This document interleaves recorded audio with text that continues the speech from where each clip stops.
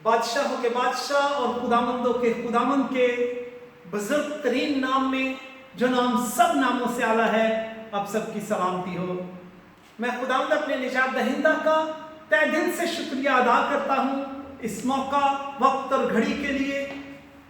कि खुदावंद ने मुझे ये फजल अता किया ताकि मैं आप लोगों के साथ मिलकर खुदावंद के लातब्दील कलाम की बातों को सीख सकूं, जो हमारे कदमों के लिए चिराग और हमारी राह के लिए रोशनी है। मैं पूरी कलीसिया के लिए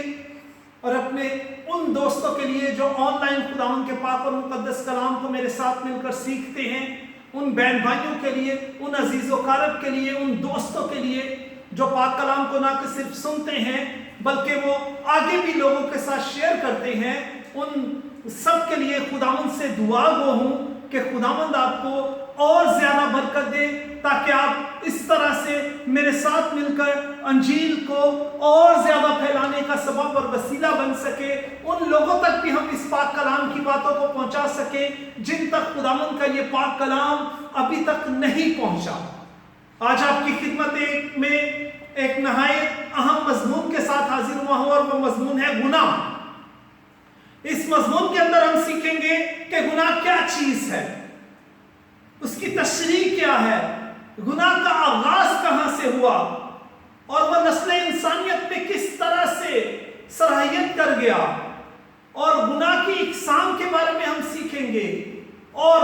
अल्टीमेटली फिर हम उसके इस गुनाह जैसी बीमारी का इलाज क्या है, एट द एंड हम उसके बारे में भी देखेंगे। खुदावंद के पाक और मुकद्दस कलाम में गुनाह क्या चीज है, ना तो मैं आपको यूनानी का कोई लफ्ज दूंगा, ना आपको इब्रानी का कोई लफ्ज दूंगा, और ना आपको मैं इंग्लिश का कोई लफ्ज दूंगा, बल्कि मैं इंतहाई सादा से अल्फाज में आपको गुनाह का मतलब बताना चाहता हूं, ताकि हर एक आम फहम इंसान गुनाह के बारे में मालूमात रख सके, जान सके और उससे बचने की कोशिश कर सके। गुनाह का मतलब सादा से अल्फाज में खुदा की नाफरमानी है। खुदावंद के हुक्म को ना मानना गुनाह है। खुदावंद के कलाम से फिर जाना नाफरमानी और गुनाह है, क्योंकि खुदावंद के पाक और मुकद्दस कलाम में पहला यूहन्ना 3 बाब और उसकी 4 आयत में यूं लिखा है, जो कोई गुनाह करता है वो शरअ की मुखालफत करता है, और गुनाह शरअ की मुखालफत ही है। शरअ क्या है, शरीयत क्या है? खुदावंद के अहकामात जो हैं उन्हें शरीयत कहा जाता है, और खुदावंद के अहकामात से आप जब नाफरमानी करते हैं तो वो गुनाह के ज़ुमरा में आता है। इसकी तशरीह करते हुए मैं ये बताना चाहता हूं कि इंसान का हर एक फेल, हर एक अमल, हर एक इरादा जो खुदाए सलूस की पाकीज़गी पर ज़र्ब लगाता है, गुनाह कहलाता है। दूसरे हम हिस्से की तरफ बढ़ेंगे कि गुनाह का आगाज कहां हुआ, गुनाह का आगाज कैसे हुआ, गुनाह का आगाज किसने किया। खुदावंद के पाक और मुकद्दस कलाम को बागौर मुतायला करते हुए जब हम देखते हैं तो गुनाह का आगाज जो है वो खुदाए सलूस के एक इंतहाई खूबसूरत और इंतहाई ताकतवर फरिश्ता जिसका नाम लूसीफर था, उसने आसमान पर किया। उसकी जिंदगी में घुमंड समा गया, उसकी जिंदगी में शेखी आ गई, उसकी जिंदगी में तकब्बुर आ गया, और उसने अपने दिल में क्या सोचा खुदा के बारे में, खुदावंद के लातब्दील कलाम में से देखें। यसाया नबी का सहीफा 14वें बाब की 12वीं आयत आपके साथ मिलकर तलावत करना चाहता हूं, जहां पर यूं लिखा है, ऐ सुबह के रोशन सितारे तो क्यों कर आसमान से गिर पड़ा, ऐ कौमों के पस्त करने वाले तू क्यों कर जमीन पर पटका गया। तू तो अपने दिल में कहता था मैं आसमान पर चढ़ जाऊंगा, मैं अपने तख्त को खुदा के सितारों से भी ऊंचा करूंगा, और मैं शुमाली अतराफ में जमायत के पहाड़ पर बैठूंगा, मैं बादलों से भी ऊपर चढ़ जाऊंगा, मैं खुदा ताला की मानिंद हूंगा। और ये उसका घमंड था, یہ اس کا تکبر تھا، یہ اس کی شیخی تھی جو اس کے دل میں سما چکی تھی۔ وہ چاہتا تھا کہ وہ خدا کی مانند بن جائے، بلکہ خدا سلوس سے بھی زیادہ طاقتور وہ بننا چاہتا تھا۔ اپنے تخت کو خدا پاک کے تخت سے بھی اوپر جو ہے وہ لے جانا چاہتا تھا، اور یہی تکبر، یہی شیخی، یہی گھمنڈ جو ہے وہ اس کی تنزلی، تباہی اور بربادی کا باعث بن گیا، اور خدا نے اسے آسمان سے زمین پر پٹک دیا۔ اور اسی وجہ سے خدا نے اپنے لا تبدیل کلام میں فرمایا، اے خشکی اور اے تری اور اے زمین کے سب رہنے والوں، تم پر افسوس، کیونکہ شیطان تمہارے درمیان جو ہے وہ پھینکا گیا ہے، گرا دیا گیا ہے۔ اور پھر اس شیطان نے خدا سے جب اس کا مقصد پورا نہ ہو سکا تو اس نے خدا سے انتقام لینے کا ایک دوسرا طریقہ سوچا۔ اس نے اپنے دل میں جو گھمنڈ سما گیا تھا، اس نے خدا کی بنائی ہوئی مخلوق کے اندر وہی گھمنڈ، وہی تکبر، وہی گناہ ڈالنے کی کوشش کر دی۔ مختصر بتاؤں گا کہ بزرگ آدم اور بزرگ حوا جب باغ عدن میں رہتے تھے تو شیطان ان کے پاس آیا، اور خداوند کے لا تبدیل کلام میں پیدائش 3 باب میں ہمیں یوں ملتا ہے کہ شیطان نے حوا سے کیا کہا، لفظ با لفظ دیکھیے گا، اور یہ وہی ہے جو شیطان کے دل میں سما گیا تھا۔ شیطان نے حوا سے کہا، جس دن تم نے یہ پھل کھایا تمہاری آنکھیں کیا ہوں گی؟ کھل جائیں گی۔ اور پھر اس کے بعد جو اگلا جو سینٹنس اس نے حوا سے کہا، اور تم خدا کی مانند ہو جاؤ گے۔ وہ خود بھی خدا کی مانند بننا چاہتا تھا، بلکہ خدا سے بھی اوپر اپنا تخت لگانا چاہتا تھا، اور اس نے حوا کو اور آدم کو بھی یہی بات بتائی کہ تمہاری آنکھیں کھل جائیں گی اور تم خدا کی مانند بن جاؤ گے۔ اور یہی وجہ تھی کہ وہ گناہ جو لوسیفر فرشتہ نے آسمان پر کیا، اور زمین پر ہم اسے شیطان کے نام سے جاننا شروع ہوئے، اور اس شیطان نے بہکاتے ہوئے حوا کو اور پھر آدم کو اسی گناہ میں ملوث کرنے کی کوشش کی جس میں وہ کامیاب ہو گیا۔ اور جب خداوند کے پاک اور مقدس کلام میں ہم پڑھتے ہیں رومیوں 5 باب کی 12ویں آیت میں، بس جس طرح ایک آدمی کے سبب سے گناہ دنیا میں آیا اور گناہ کے سبب سے موت آئی، اور یوں موت سب آدمیوں میں پھیل گئی۔ اس آیت کی تشریح کرتے ہوئے آپ کو بتانا چاہتا ہوں کہ جب تک گناہ اس دنیا میں نہیں تھا اس وقت تک موت کا نام و نشان ہمیں نظر نہیں آتا۔ خدا نے آسمان کو، زمین کو، چرند کو، پرند کو، حیوانات کو، انسان کو اور ہر ایک چیز کو، خشکی کو، تری کو بنایا، لیکن موت کو خدا نے نہیں بنایا۔ یہ انسان نے اپنے کرموں کا پھل پایا ہے۔ اس گناہ کے باعث یہ موت اس دنیا میں آئی، اور خداوند کے پاک اور مقدس کلام میں ہم دیکھتے ہیں کہ شیطان کے کہنے پر یہ موت نسل انسانیت میں صلاحیت کر گئی، جس کے باعث خدا پاک نے انہیں باغ عدن سے باہر نکال دیا، اور وہاں پر خداوند کا لا تبدیل کلام ہمیں یہ سکھاتا ہے کہ خدا پاک نے جو ہے وہ باغ عدن کے چاروں طرف شولہ زن تلوار کا پہرا لگا دیا۔ اور کیا ہوا؟ اس خدا پاک کو کے درمیان جو ہر روز شام کو آ کر آدم سے باتیں کیا کرتا تھا، اور اس آدم کے درمیان اب جدائی کی دیوار جو ہے وہ کھڑی ہو چکی ہے، اور اس کا سبب کیا ہے؟ گناہ۔ اور خدا کے پاک اور مقدس کلام میں آگے بڑھتے ہوئے میں آپ کو یہ بتانا چاہتا ہوں کہ خداوند کے پاک اور مقدس کلام میں کیا کوئی ایسا گناہ بھی ہے جس کی معافی نہیں ہے؟ تو آئے ہم خداوند کے پاک اور مقدس کلام میں سے دیکھیں۔ مرکز 3 باب کی 22 آیت سے 30 آیت تک، متی 12 باب کی 22 سے 32 آیت تک اگر آپ خداوند کے پاک اور مقدس کلام میں سے تلاوت کریں تو خداوند کے پاک اور مقدس کلام میں آیت لکھی ہے، وہاں پر یہ لکھا ہے، اس لیے میں تم سے کہتا ہوں، مسیح یسوع فرما رہے ہیں، मैं तुमसे कहता हूं कि आदमियों का हर एक गुनाह, हर एक कुफर तो माफ किया जाएगा, मगर जो कुफर रूह के हक में हो वो माफ ना किया जाएगा। जो कोई इब्ने आदम के बरखिलाफ कोई बात कहेगा वो तो उसे माफ की जाएगी, मगर जो कोई रूहुल कुद्स के बरखिलाफ कोई बात कहेगा वो उसे माफ ना की जाएगी, ना इस आलम में ना आने वाले आलम में। और ये वो गुनाह है जिसकी माफी ना इस दुनिया में है ना आने वाली दुनिया में। और यही वजह है कि खुदावंद के पाक और मुकद्दस कलाम में से जब हम देखते हैं मसीह यीशु अपनी जमीनी खिदमत के दरमियान जब वो मुअज्जिज़ात करते, जब वो अंधों को आंखें देते, लंगड़ों को चलना सिखाते, कोड़ियों को पाक साफ करते, अंधों को आंखें देते, मुर्दों को जिंदा करते और बेशुमार जब मुअज्जिज़ात करते तो आम लोग जो हैं वो फैज़याब होते और खुदाए पाक की तारीफ और उसकी तमजीद करते।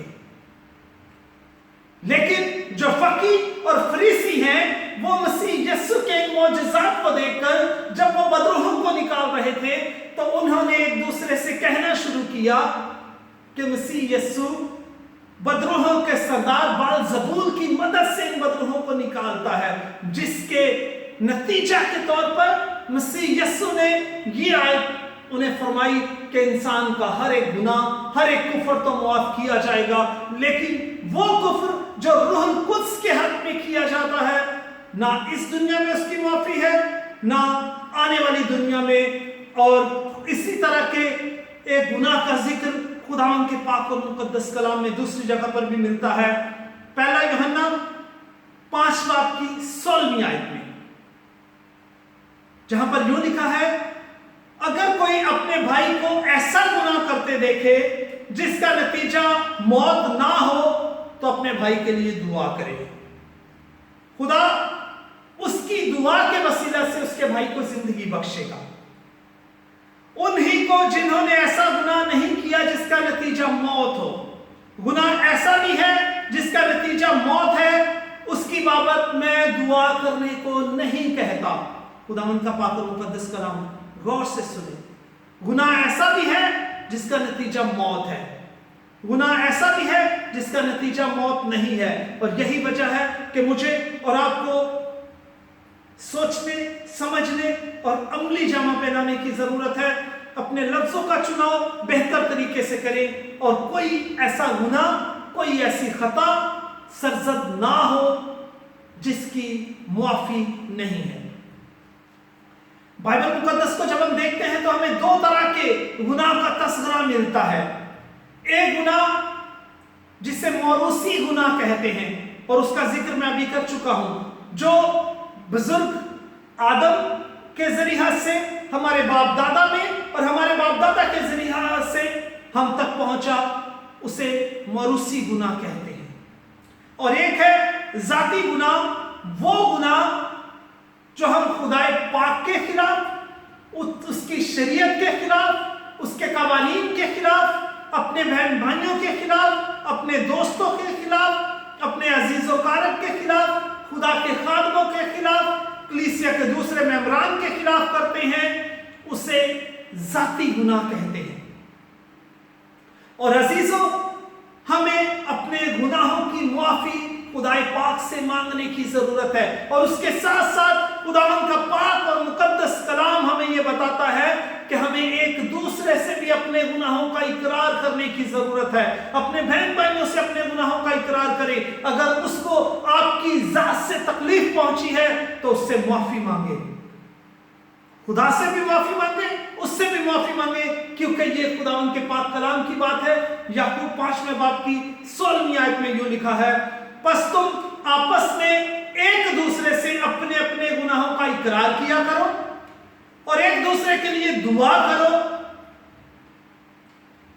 और यही बात है कि हमें एक दूसरे से अपने गुनाहों का, जो हम एक दूसरे के खिलाफ करते हैं, माफी मांगने की जरूरत है। खुदा पाक से माफी मांगने की जरूरत है। और अब मैं अपने मजमून के एंड की तरफ जा रहा हूं और यहां पर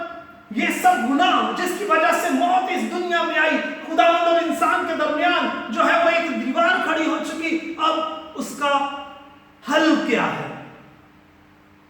اس بیماری کا علاج کیا ہے۔ اب ہمیں کیا کرنا پڑے گا کہ اس گناہ جیسی موسی بیماری ہماری زندگیوں سے، خاندانوں سے اور کلیسیوں سے دور چلی جائے۔ تو خداوند کے پاک اور مقدس کلام میں، پرانے عہد نامہ میں ہم دیکھتے ہیں تو اس کا علاج جو ہے وہ دوسرا اور عارضی اور فرضی بتایا گیا۔ انسان گناہ کرتا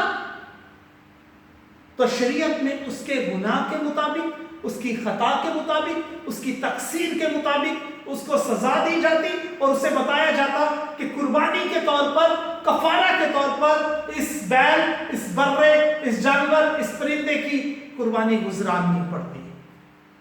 اور اس قربانی کو جب گزرانا جاتا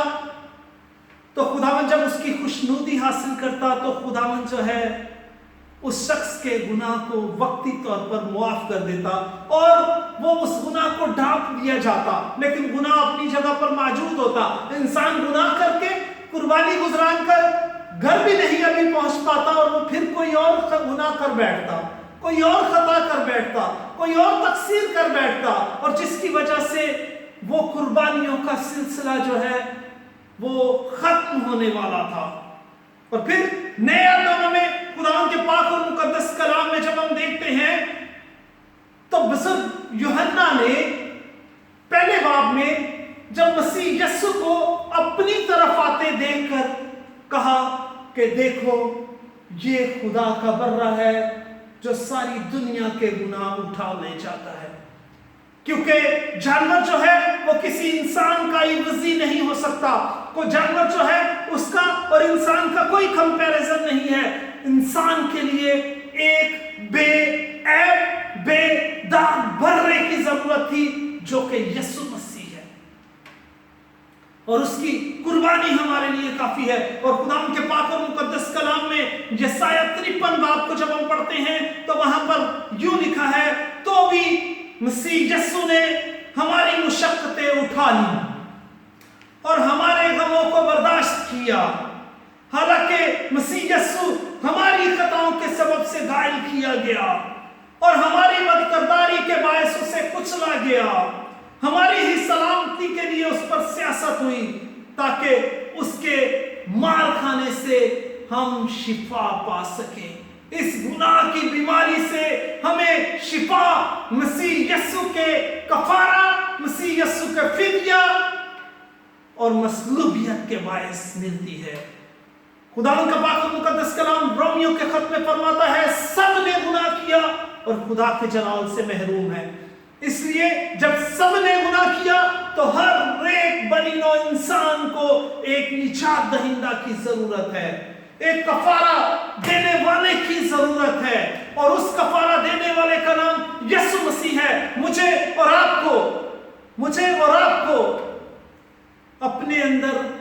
رونے کی ضرورت ہے، آنسو بہانے کی ضرورت ہے، خداوند سے معافی مانگنے کی ضرورت ہے۔ اے خداوند، میں انتہائی گناہگار ہوں، میں انتہائی کمزور ہوں، اور میں نے ہر ایک وہ کام کیا ہے جو تجھے ناپسند ہے، تو مجھے معاف کر۔ اور مسیح یسوع کو اپنا شخصی نجات دہندہ قبول کریں اور ایمان لائیں کہ مسیح یسوع میرے گناہوں کی خاطر موا، مسیح یسوع میرے گناہوں کی خاطر دفن ہوا، مسیح یسوع میرے گناہوں کی خاطر تیسرے روز مردوں میں سے جی اٹھا، اور اس کے مار کھانے سے ہم نے شفا پائی۔ اور یہی واحد نام ہے جو نام سب ناموں سے اعلیٰ ہے، کیونکہ خداوند کے پاک اور مقدس کلام میں لکھا ہے آسمان کے نیچے اور زمین کے اوپر آدمیوں کو کوئی دوسرا نام نہیں بخشا گیا جس کے وسیلہ سے انسان نجات حاصل کر سکے۔ اور آج ہم سب یسوع کے پاس آئیں، اپنے گناہوں کو، اپنے تقصیروں کو، اپنی خطاؤں کو یسوع کے لہو میں دھو دیں، اور خداوند آپ کے گناہوں کو اس قدر دور پھینکے گا جیسے پورب سے پچھم ہے، اور پھر کبھی انہیں یاد نہ کرے گا۔ خداوند آپ کے گناہوں کو ایسے دھو دے گا جیسے دودھ کی مانند ہے، جیسے برف کی مانند ہے، اور پھر ہماری زندگی پاک اور صاف ہوگی، اور خداوند کے پاک روح کی رہنمائی اور ہدایت سے ہم اس گناہ پر آگے قوت اور قدرت حاصل کر سکتے ہیں۔ خداوند مجھے اور آپ سب کو آج کے کلام کے وسیلہ سے बड़ी बरकत अता करे। खुदावंद आप सबको बरकत दे। आमीन।